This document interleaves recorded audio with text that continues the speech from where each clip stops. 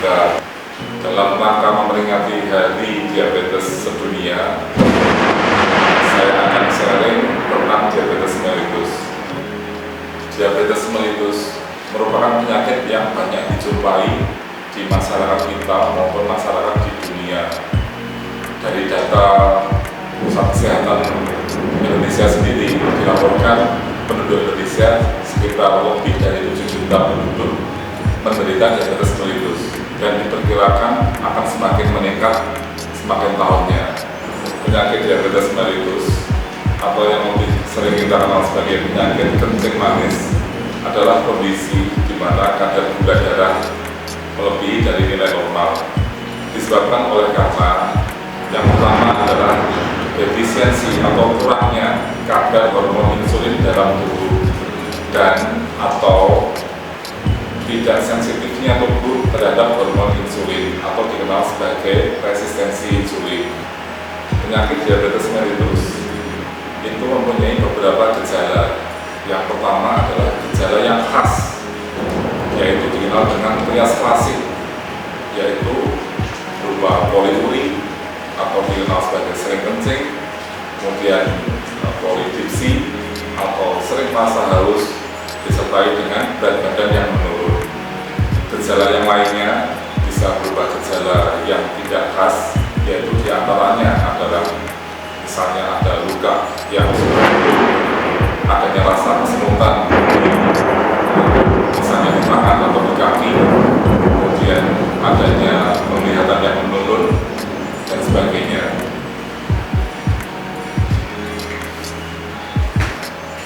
Pasien didiagnosis diabetes mellitus bila yang pertama adalah bila kadar gula darah puasanya lebih atau sama dengan 126 mg per desiliter, atau kadar gula darah setelah diberikan oral toleransi tes glukosa selama 2 jam itu lebih atau sama dengan 200 mg per desiliter, atau bila kadar gula darah acaknya lebih atau sama dengan 200 mg per desiliter disertai dengan gejala khas yang berupa trias klasik tadi, atau kadar HbA1c nya lebih besar atau sama dengan 6,5. Assalamualaikum warahmatullahi wabarakatuh. Saya Dr. Hadi Firdausi, spesialis penyakit dalam, dokter spesialis penyakit dalam di RSU Narkotika. Pada kesempatan ini saya ingin menyampaikan bahwa penderita diabetes mellitus bisa mempunyai kualitas hidup yang baik dengan tata laksana yang baik. Tata laksana yang baik meliputi 1. Diet, pengaturan nutrisi, dan pola makan yang benar. Yang nomor 2 adalah latihan fisik atau olahraga dengan teratur. Yang ketiga, pengendalian gula darah yang baik. Yang keempat, pengendalian faktor-faktor risiko yang bisa mencetuskan atau memperburuk diabetes mellitus itu sendiri. Misalnya, pengendalian berat badan, kemudian pengendalian profil lemak, menghentikan kebiasaan buruk seperti merokok dan alkohol. Dengan tata laksana tersebut, maka kita bisa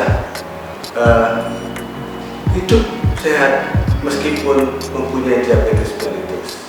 Assalamualaikum warahmatullahi wabarakatuh.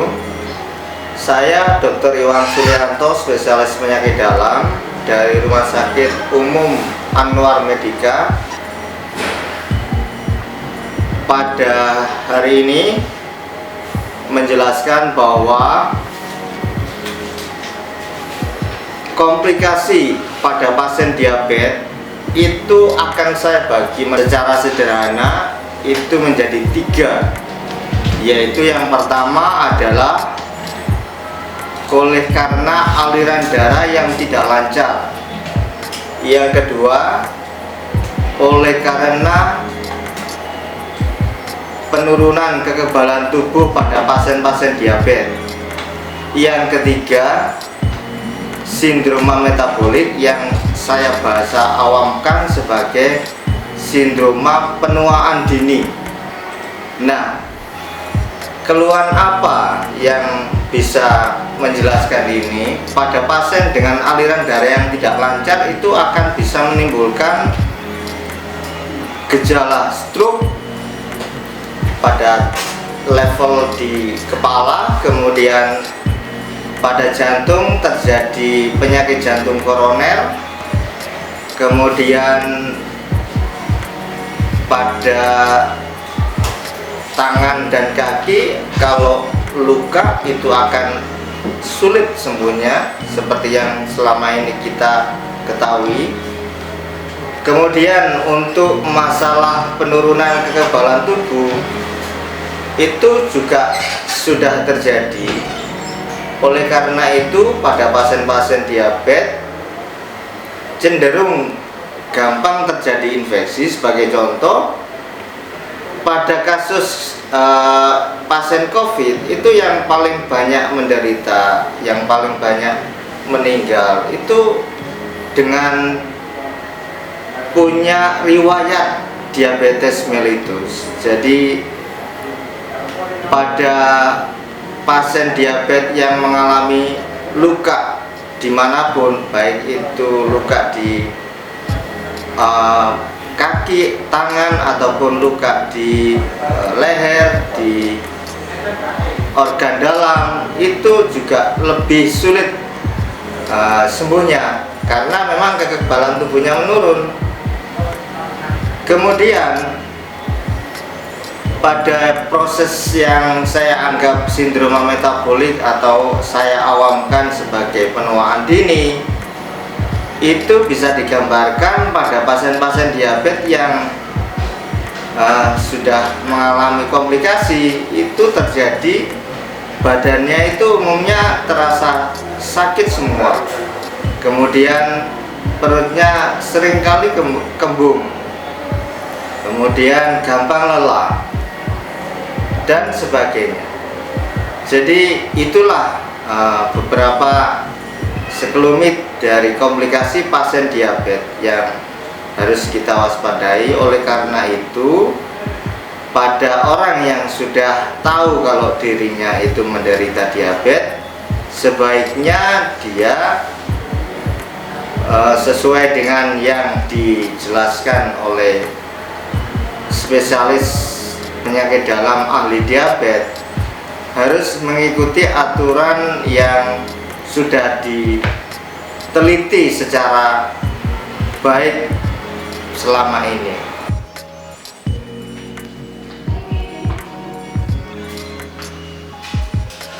Halo semuanya, nama saya Dr. Pugu, saya Dr. Pugu Widarto, saya dokter spesialis penyakit dalam di Rumah Sakit Anwar Medika. Pada kesempatan kali ini sangat senang sekali saya di tengah-tengah Bapak Ibu sekalian. Hari ini kebetulan saya ingin menjelaskan beberapa hal yang menarik tentunya dari sudut penyakit diabetes mellitus. Diabetes mellitus memang tidak dapat disembuhkan, tetapi kadar gula dalam darah itu dapat dikendalikan dengan baik.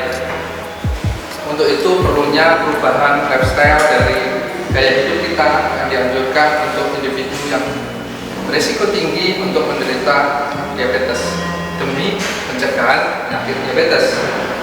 Perubahan lifestyle dan gaya hidup apa yang mungkin perlu kita pelajari di sini? Satu, pengaturan pola makan.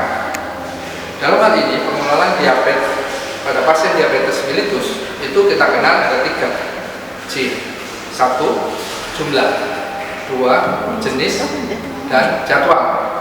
Bicara tentang jenis, tentunya makanan yang kita pilih pada pasien-pasien diabetes itu adalah karbohidrat yang kompleks dan berserat tinggi, diberikan secara terbagi dan seimbang. Kemudian harapannya tidak menimbulkan puncak glukosa darah yang tinggi agar kadar gula diabetes tidak meningkat secara drastis. Kemudian jumlah.